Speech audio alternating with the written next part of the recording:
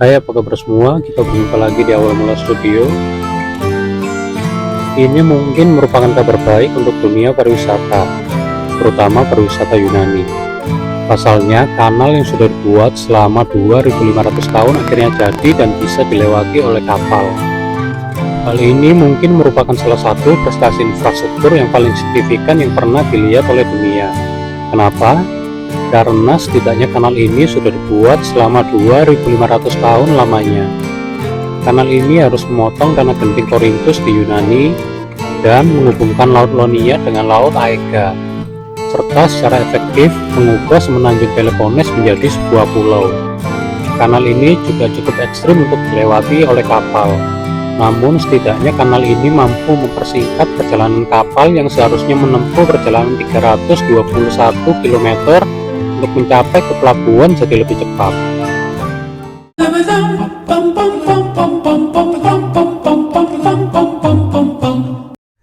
Kanal Korintus merupakan sebuah kanal yang terletak di tanah genting Korintus, Yunani.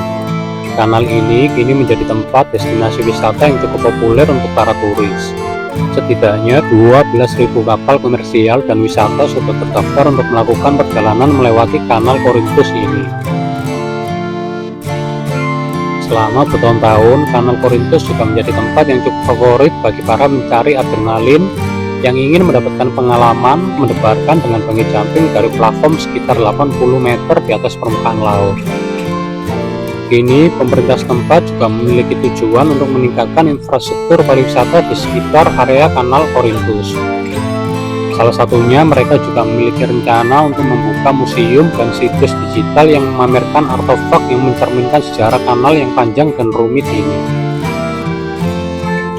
Bagaimana sejarah bisa terbentuknya kanal Korintus ini, yang membutuhkan proses selama 2500 tahun ini? Orang pertama yang diduga memiliki ide ini adalah Periander, salah satu dari 7 orang bijak dari Yunani kuno, dan merupakan penguasa Korintus pada akhir abad ke-7 sebelum Masehi.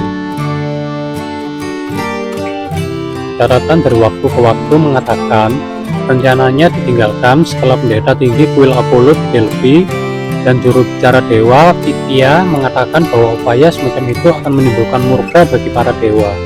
Namun, nyatanya proyek itu ditunda karena tantangan teknis yang sangat besar, serta kepentingan keuangan tertentu di Korintus, sebuah kota yang berlokasi strategis yang menjadi salah satu pusat komersial dan politik paling terkemuka di zaman kuno. Ketertarikan pada kanal yang dapat dilewati ini kembali dihidupkan oleh Demetrius I.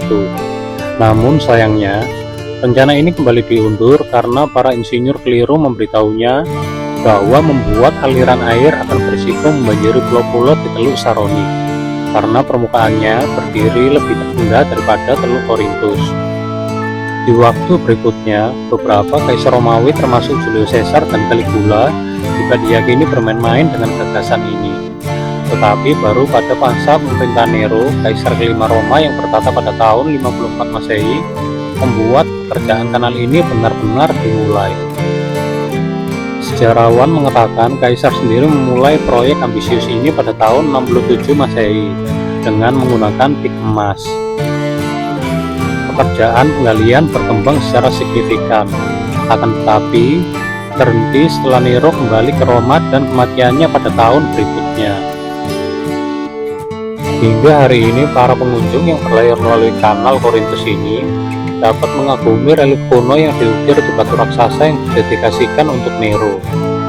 Gagasan untuk kanal ini kembali mendapatkan daya tarik setelah Perang Kemerdekaan Yunani pada tahun 1821. Tetapi, negara yang baru merdeka itu tidak mampu untuk membiayai biaya pelaksanaan. Namun pada pembukaan terusan Suez di Mesir pada tahun 1869, revitalisasinya dan pada tahun 1882, pekerjaannya pun dimulai kembali.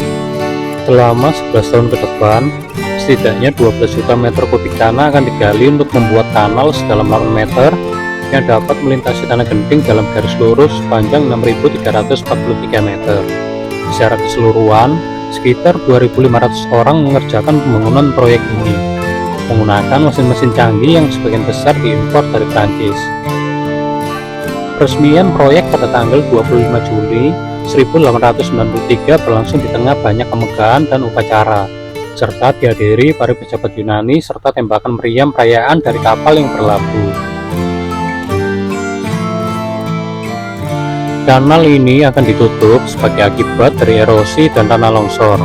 Pada tahun 1923, 41.000 meter kubik tanah jatuh ke dalam kanal ini, menyebabkan penutupan kanal selama 2 tahun lamanya. Gangguan terbesar sejauh ini terjadi pada tahun 1944 ketika pasukan pendudukan Nazi Jerman yang berangkat melempar sejumlah besar kendaraan kereta api ke dalam kanal ini dan terus meledakkan lereng dan jembatannya. Akibatnya, sekitar 6.000 meter kubik tanah jatuh ke kanal ini dan mengakibatkan kanal ini ditutup selama 5 tahun. Namun setelah perjalanan yang sangat panjang, pada tahun 2019 terdapat kapal pesiar selebar 22,5 meter bernama kapal Bramars melewati kanal Korintus ini. 2 tahun kemudian kanal ini kembali ditutup karena terjadi tanah longsor dan dibuka kembali setelah 18 bulan kemudian setelah melakukan perbaikan. Jadi bagaimana menurut kalian mengenai kanal Korintus ini? Kanal yang dibangun selama 2500 tahun lamanya dan merupakan salah satu jalur perairan terekstrim di dunia. Silahkan share di kolom komentar.